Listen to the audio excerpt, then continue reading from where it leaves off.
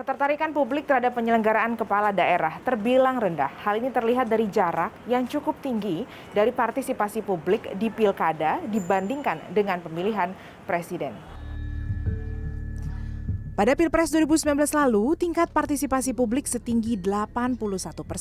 Hal ini berbanding terbalik dengan minat publik pada pemilihan kepala daerah 2016 lalu. Seperti pada pemilihan wali kota Medan, Sumatera Utara, yang memiliki tingkat golput tertinggi, yakni hampir 75%. Sementara itu, hampir 80% warga Sumatera Utara berpartisipasi pada Pilpres 2019.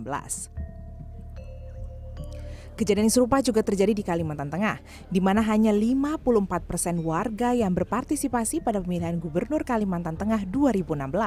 Namun lebih dari 80% daftar pemilih tetap Kalimantan Tengah ikut serta dalam pemilihan presiden 2019.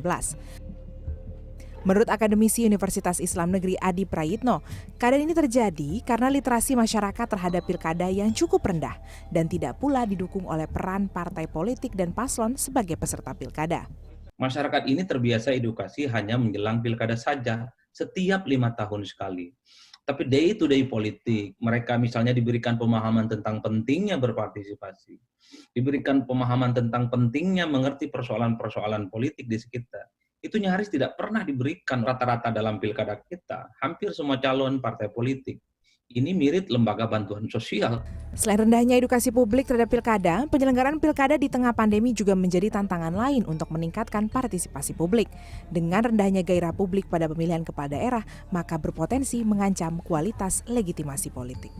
Paling pada persoalan bahwa kualitas legitimasi politiknya rendah dan kemungkinan ini bisa berbanding lurus dengan tingkat keterwakilan aspirasi politik masyarakat di dalam postur kekuasaan yang akan terbentuk juga nanti rendah.